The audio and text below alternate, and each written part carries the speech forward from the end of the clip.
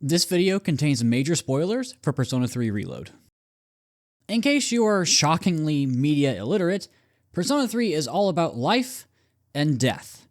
It's made immediately apparent in the opening, and while you may find these themes to be oppressively sad, I find it to be a mix of melancholy and hope, because even though death is around every corner, I find myself intrigued by Persona 3's positive portrayal of both life and death.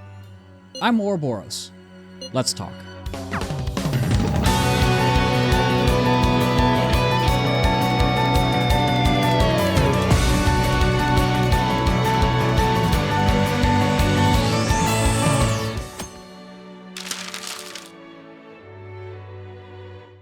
I know it's weird to think about a piece of media positively portraying death, especially a game where the antagonist represents the entire desire to just give up. But Persona 3 takes a different approach. Instead of fearing death, we learn to embrace it. You can see it right off the bat in the brief contract Igor presents to you. Time never waits. It delivers us all equally to the same end.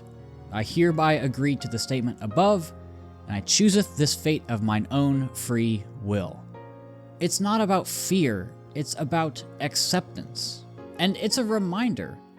We even see this in the original P3 opening. The very first words you see, other than logos, of course, is Memento Mori. Remember, you will die. Persona 3 uses this reminder to help spur not only the characters into action, but also the player. We see it throughout the game. The obvious example is how Seize summons their personas. You know, in other games it can be a little tamer, breaking the tarot card or taking off their mask, but P3 is just...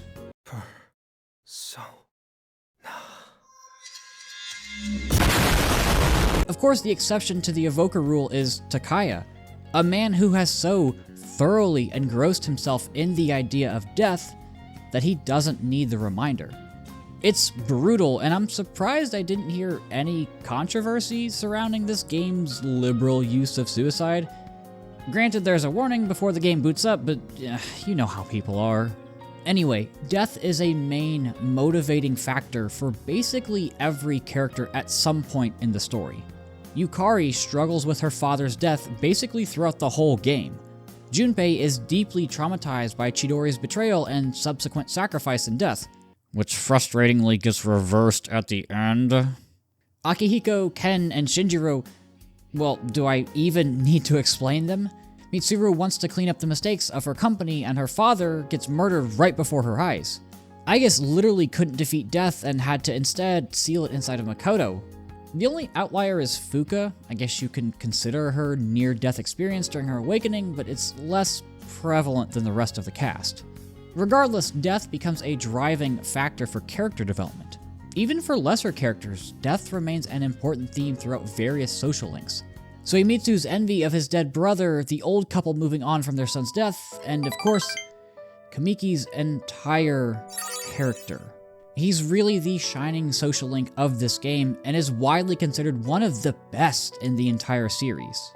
He embodies everything that this game is about, and you see him go through stages of grief throughout the social link, until finally, he grows to accept his inevitable death. It's so soul-crushingly emotional to talk to his mom at the end of the game and realize that you were the shining light in his final moments, and you gave him the comfort and courage to embrace his own mortality. These are foundational themes for everything that you do. Persona 3 is a fantastic example of a game which takes a core concept and builds a world and story around it. And while I have issues with some of the things that I've brought up, I applaud Atlus for their tonal and thematic consistency over the course of a 75-hour game. As much as the individual character development is engaging to watch, the real treat is the final arc and last few months of the game.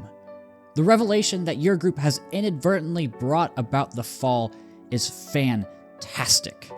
It's not often that a game will have the main group bring about the end of the world, but the more intriguing part is everyone's reaction to it.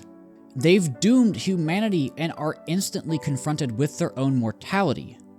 Everyone in the group has a different reaction. Junpei lashes out in anger, Yukari snaps back at him, Ken just sits there, Aigis feels like a failure. All of these are natural reactions. And so, you wait. You wait for 3 long months for the final battle with Nyx. Your comrades slowly find the resolve to fight an unwinnable battle. They choose their fate of their own free will in spite of overwhelming despair. In spite of the loss growing rapidly in numbers, and in spite of Ryoji's deal. Everything around you is screaming death. But your little ragtag group acknowledges their death and pushes on. This is the most impactful time during the entire game. There's so much breathing room. This game just festers for you. It feels dire, it feels hopeless, it feels desperate. There are very few times I've felt an overwhelming sense of dread during a game. This is one of them. There's no escaping death. It's coming for you, your friends, and everyone you know. And this is where the lesson of P3 lies. Yes, you're going to die. Yes, that means that a lot of the things you do will be forgotten. Even your friends might forget you. But that doesn't make what you did meaningless. Nobody will ever know the story of Seize and Makoto's sacrifice. Does that make what you did meaningless? Of course not. Does Makoto dying mean that they failed? No, of course not. And that's the takeaway here. Every little thing you do is important. And that's reflected on the last day when you get to visit your social links. You see the tangible impact you made on them. Kamiki would have never finished his book without you. You changed him, and if you were as invested in his story as I was, he changed you. Acknowledging this doesn't make it any easier. Aigis' speech at the end is indicative of this. She knows what's coming, and we should carry this into our real lives. Most of us have had someone we love die. If you haven't, you will. Doesn't matter how old or young, healthy or ill, happy or sad their lives were. Their lives had meaning. We never know when our clock will run out. It may be today, 10 months from now, 50 years from now, but death is coming for us. We just have to make the most of the time we have left. It's not exactly an easy pill to swallow, but that's what Persona 3 has taught me. Even in times of desperation, in times of manic depression, in times of euphoric happiness, in times of overwhelming boredom, I find myself thinking about death and the themes presented in Persona 3. It's not often that you find a game that's so willing to tackle these themes. If you've been on this channel a while, you know that I have a lot of issues with this game, but the themes are not one of them. There are times when you can learn a lot from a game, whether it's about yourself or the people around you, but for me, I've learned so much about the urgency of life and inevitability of death from Persona 3. Thanks for watching.